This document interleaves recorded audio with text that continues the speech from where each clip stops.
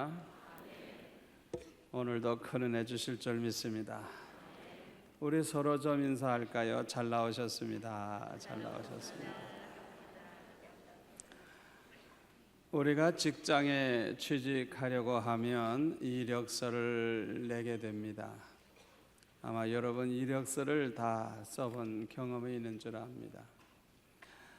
이력서를 보면 그 사람이 얼마나 공부를 했는지, 또 어떤 일을 해왔는지, 또 어떤 자격이 있는지 대강 알 수가 있습니다. 성경에 보면 참 많은 인물들이 소개되고 있는데, 그 성경에 나오는 인물들을 한번 이력서를 써본다고 하면 참 재미있겠다 하는 그런 생각을 해본 적이 있습니다. 에녹과 같은 사람은 65세에 무드셀라를 낳고 하나님과 300년 동안 동행하다가 죽음을 보지 아니하고 하늘나라에 올라간 사람입니다. 65세를 기준으로 해서 그 이전과 그 이후가 아주 전혀 다른 그런 삶을 산 것입니다. 아브라함과 같은 사람은 75세에 하나님의 부르심을 받고 갈대아 우르 지방을 떠나서 하나님의 인도하심을 따라서 가나안 땅에 와서 살았습니다. 성경에 보면 아브라함은 어디를 가든지 하나님의 말씀을 쫓아갔고, 어디에서든지 먼저 여호와 하나님을 위해서 단을 쌓고 여호와의 이름을 부르면서 살았다고 성경에 보면 그렇게 기록을 하고 있습니다. 이 아브라함의 그 일생을 보면 그 75세 이전과 이후가 전혀 다른 삶을 산 것을 볼 수가 있습니다. 사람은 누구나 과거를 돌이켜보면 참으로 행복하고 좋았을 때도 있지만은 너무나도 불행하고 슬프고 괴로운 때도 있습니다. 또 모든 것이 잘 돼서 성공적인 삶을 살 때도 있지만은 이와 반대로 모든 것이 뜻대로 되지를 않아서 참 실패의 눈물을 흘리며 살 때도 있습니다. 하나님을 기쁘시게 해드리면서 하나님의 사랑과 축복을 받으면서 살 때도 있지만은 이와 반대로 하나님의 마음을 아프게 해드리면서 참 생각하기도 싫은 그런 부끄러운 삶을 살 때도 있었을 것입니다. 여러분 중에는 이력서를 쓴다고 하면 자신도 영광스럽고 다른 사람이 볼 때 감동받을 만한 그런 자랑스러운 이력서를 쓰실 수 있는 분도 있겠지만은 아마 대부분의 성도들은 그렇지를 못할 것입니다. 그러나 오늘 이 시간부터는 참으로 자랑스럽고 영광스러운 이력서를 믿음으로 만들어 나가는 저와 여러분이 되기를 소원합니다. 가장 성공적인, 가장 행복한, 가장 아름다운 이력서를 믿음으로 만들어 나가는 저와 여러분이 되기를 원합니다. 우리가 가장 행복한, 가장 성공적인 이력서를 만들어 나가려고 하면 먼저 내가 가장 잘 된다고 하면 어떻게 사는 것일까? 본인이 가장 잘된 그림을 그려봐야 돼요. 본인이 가장 성공적으로 남은 여생을 산다고 하면 가장 성공했을 때의 자기의 모습을 그림을 그려봐야 돼요. 남은 여생을 기가 막히게 내가 행복하게 살다가 간다고 하면 그 행복한 자기 자신의 그 모습을, 그림을 그려 보아야 하는 것입니다. 미국의 유명한 잡지 중에 하나인 트리븐이라고 하는 그 잡지에는 패기 풀이라고 하는 여인의 간증문이 실린 적이 있습니다. 이 여인은 암에 걸려가지고 사형 선고를 받고 이제 살 소망이 끊어진 그런 불행한 여인이었습니다. 낙심이 돼가지고 절망에 빠져 있을 때 하루는 이렇게 쟁반에다가 누가 이렇게 물컵을 들고 와서 먹으라고 이렇게 주는데, 그 컵을 이렇게 드는 순간에 그 밑에 쪽지에 뭐라고 써 있느냐 하면 포기하지 마세요. 포기하지 마세요. 그 글이 쓰여져 있었습니다. 그 글을 읽는 순간에 그렇다, 내가 죽을 때 죽더라도 끝까지 내가 암과 싸워서 투쟁하리라 결심을 했습니다.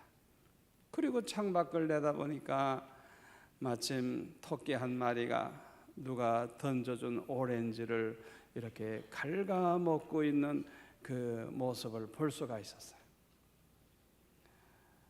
그 모습을 보자 자기 마음속에 그런 기도를 하기 시작을 했습니다.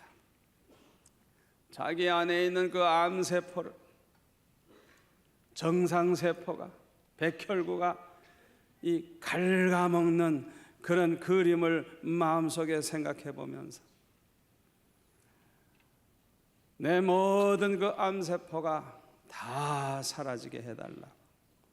정상적인 세포가 점점 강해지고 힘이 있어서 암세포를 다 먹어버리는 그런 그림을 그려보면서 하나님 앞에 기도하기 시작을 했습니다. 그런데 놀라운 것은 점점 몸이 호전되기 시작을 해가지고 나중에 보니까 암세포가 다 없어졌어요. 그래서 그는 암에 걸려서 사형 선고를 받고 절망에 빠져서 삶을 포기한 사람들에게 희망을 주기 위해서 이 잡지에 자기의 그 간증문을 기고했던 것입니다. 그는 마지막에 이렇게 말을 했습니다. 무엇이든지 당신이 상상한 대로 이루어질 줄을 믿고 진심으로 하나님 앞에 구하면 하나님께서는 반드시 이루어 주십니다. 그렇게 간증문을 이제 끝을 맺었어요. 여러분들이 가장 축복받을 때의 모습, 가장 여러분들이 성공할 때의 모습, 가장 행복한 그 삶의 모습을 그림을 그려봐야 돼요. 저는 어렸을 때부터 제 일생의 그림을 그려보면서 지금까지 살고 있습니다. 우리나라 백성 모두가 다 예수 믿어서 구원받아 가지고 온 국민이 하나님께 예배하는 나라가 되는 그런 그림을 저는 어렸을 때부터 그렸어요. 온 국민이 찬양하는 그런 나라. 그래서 이 나라 백성들이 전 세계를 향하여 선교하는 그런 나라, 그런 나라가 되는 것을 언제나 저는 그림을 그리면서 그걸 위해서 평생 저는 살고 있습니다. 저는 어렸을 때부터 목사가 될 생각을 했기 때문에 가장 행복한 교회가 어떤 교회일까?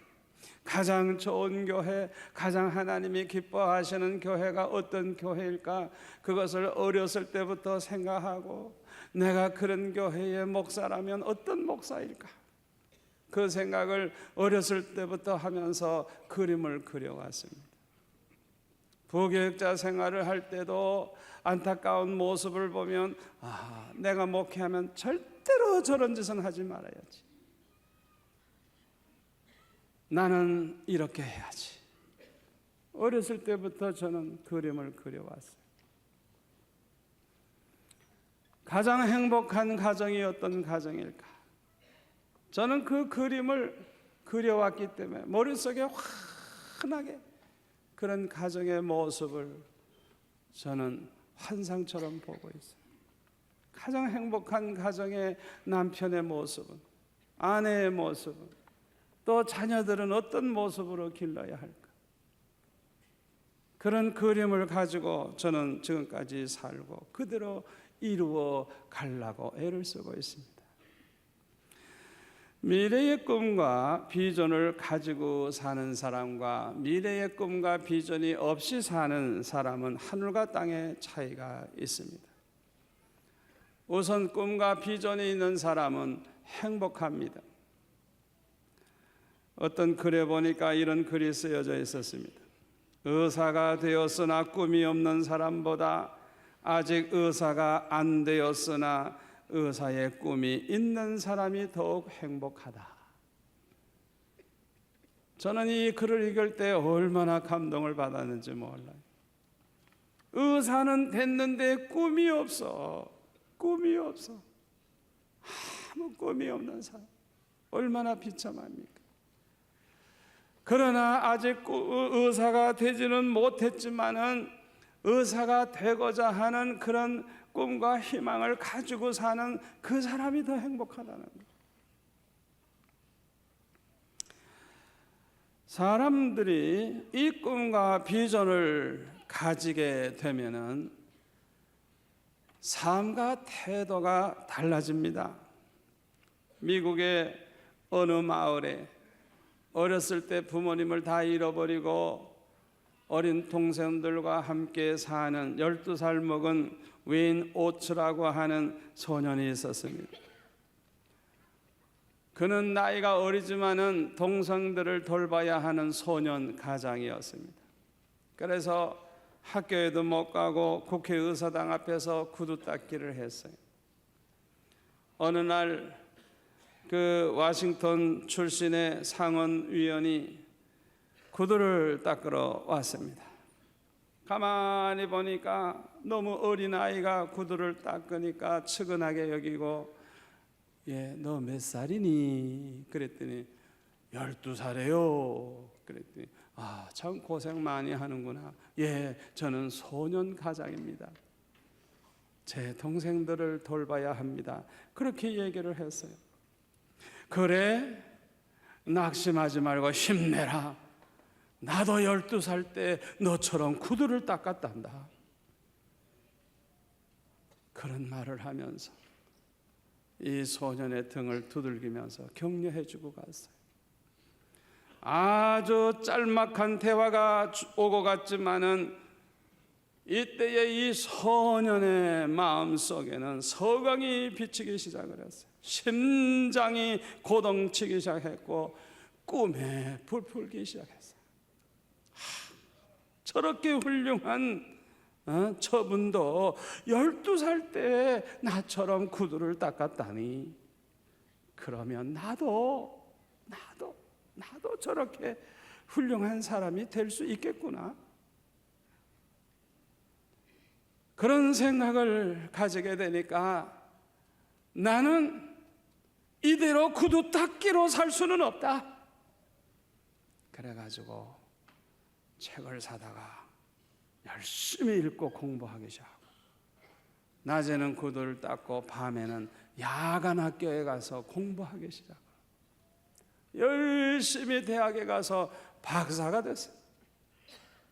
그는 켄터키 대학의 유명한 정신의학과 교수가 됐고 치유 상담학에 있어서 세계적인 권위자가 돼가지고 많은 책을 남기는 그런 인물이 되었다고 하는 것입니다. 꿈이 없이 사는 사람은 나침판이 없는 배와 같습니다. 이런 배는 방향을 모릅니다. 어디로 가야 할지 모릅니다. 꿈이 없이 사는 사람은 희망이 없는 사람이요, 자기의 할 일이 뭔지 모릅니다. 그저 하루하루를 되는 대로 살다가 가는 것입니다. 그러나 꿈과 비전이 있는 사람은 희망이 있고 삶의 목표가 있습니다. 그래서 내가 오늘 해야 할 일이 무엇인지 압니다. 그러므로 남보다 열심히 노력을 합니다. 그러다가 보면 남보다 더 빨리 성장하게 되고 남보다 더 앞서가게 되는 것입니다. 미국의 유명한 하버드 대학에는 지도자 연구센터가 있습니다. 이 지도자 연구센터에서 미국의 최고 경영자들과 성공한 사람 500명을 뽑아가지고 연구를 해봤더니 3가지 공통점이 있는 것을 발견을 했어요. 그 첫 번째는 그들이 모두가 다 큰 비전을 가지고 있었다는 것. 그냥 먹고 살다가 가려고 한 사람은 아무도 없고 이들은 누구나 다 큰 비전이 있었다는 것. 두 번째로는 끈기와 인내가 있어서 다른 사람들은 다 포기해도 포기하지 않고 아무리 힘들고 어려워도 끝까지 끈기 있게 참고 견디면서 기어코 성공했다는 것. 세 번째 공통점은 하나님을 잘 믿는 사람들이었다는 것. 하나님을 잘 섬기면서 올바른 신앙생활하면서 바르게 살았다는 것. 얼마나 참 귀한 일입니까? 미국에서 성공한 백만장자 4,000명을 대상으로 성공하고 존경받은 그런 인물을 이제 4,000명을 조사를 했더니 그들에게서 3가지 비결을 공통점을 발견할 수 있었는데, 첫째가 뭐냐 하면 분명한 목표가 있었다는 것. 두 번째로는 열정적인 소원이 있었다는 것. 세 번째로는 참고 또 참고 견디는 끈기와 인내가 있었다고 하는 것입니다. 그들은 어려운 일을 당할 때마다 쉽게 낙심하거나 포기하지 아니하고 끝까지 참고 견디면서 인내하면서 해냈다고 하는 것입니다.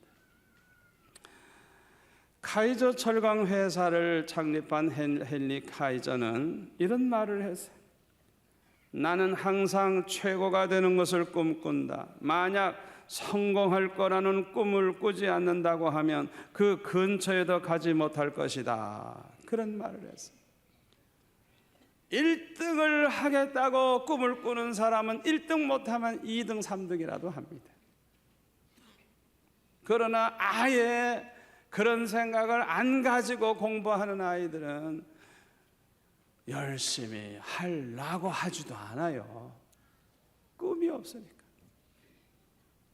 그러니까 벌써 꿈이 있느냐 없느냐에 따라서 인생이 달라지는 것입니다.